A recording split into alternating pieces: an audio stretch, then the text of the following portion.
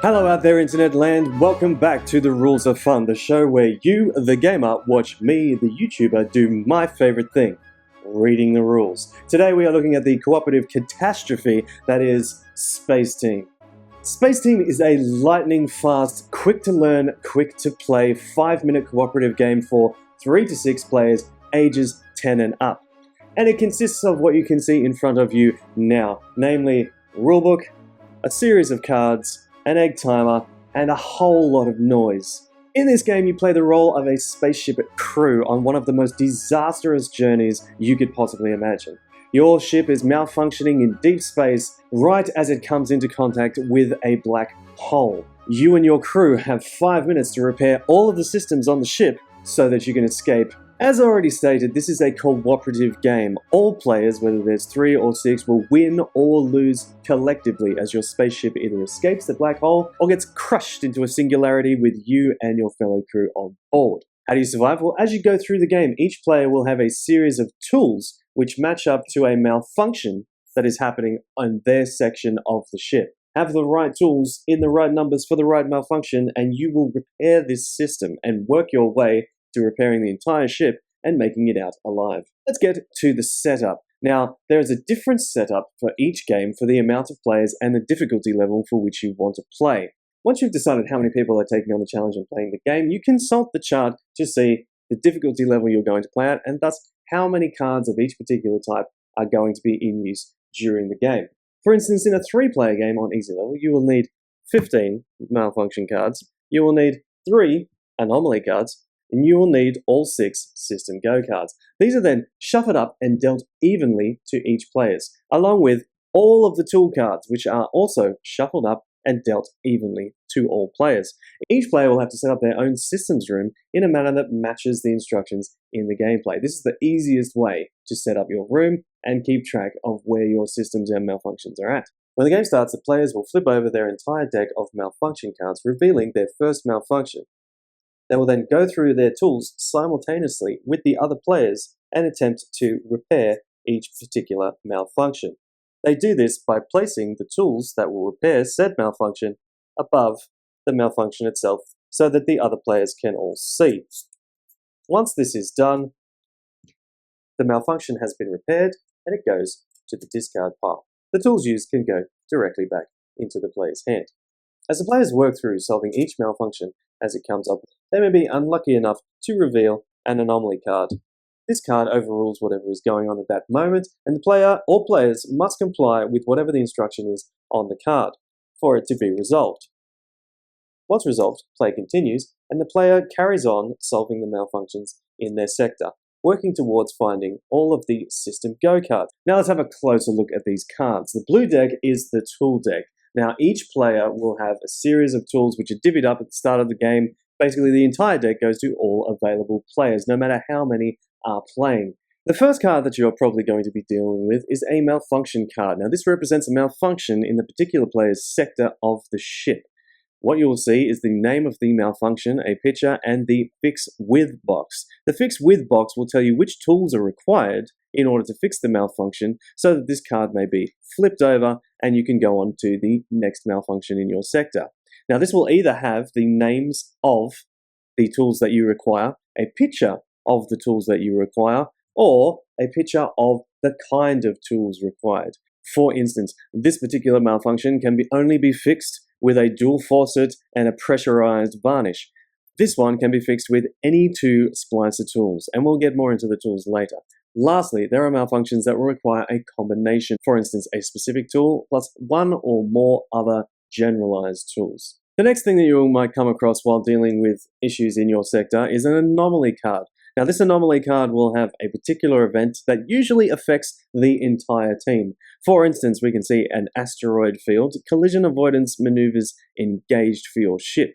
So, all players must pass tools to the left. So each player in this instance, no matter what they are doing or how hard they are trying to fix a particular thing in their sector, will have to stop and pass their entire tool deck to the person on their left. Other anomalies can do things like force all players to switch seats, or force a player to stop speaking until their name is shouted at them by each and every member of the group. Lastly, there are the system Go cards. Now these cards will have a section of the ship printed on them with its name.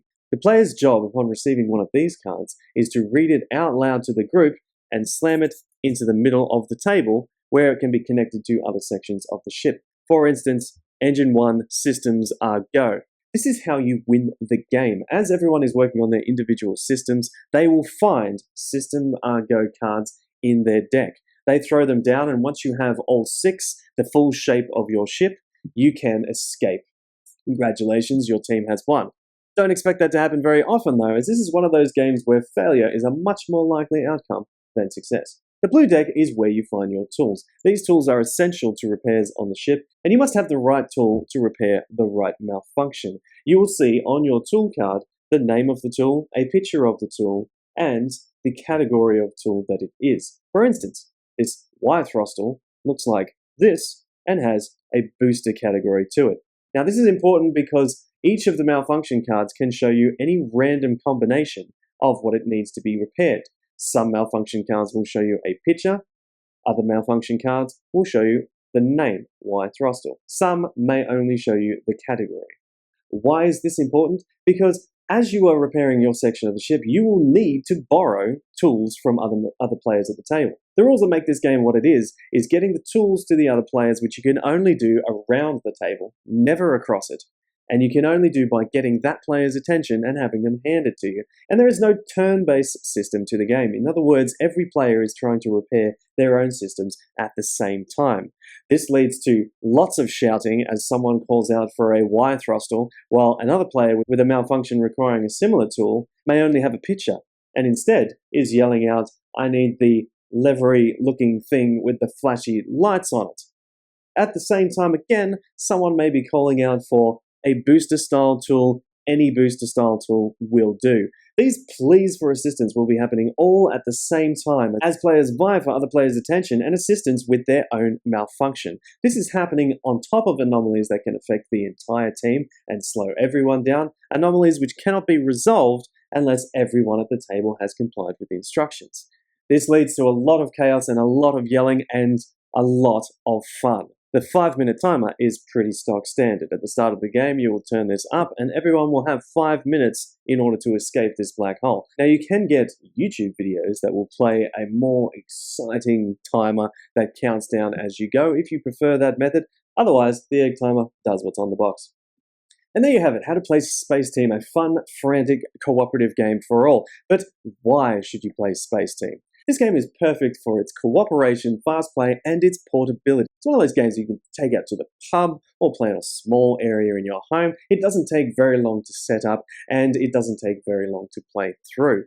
That being said, it is the kind of game that you want to play with players that are boisterous and noisy, as the premise of the game is the urgency of the timer as it counts down and the chaotic fun of trying to pronounce or describe these tools to other players while random things are going on distracting everybody. I played this game once with my family. My father was there, and he's a very quiet and reserved individual who could not get his head around the fact that you have to shout over each other and pass things along and not wait for your turn, which threw a wrench into the game a little bit as everyone was getting all of their other malfunctions sorted and solved, and he was patiently sitting in his chair waiting for someone to pay him any attention.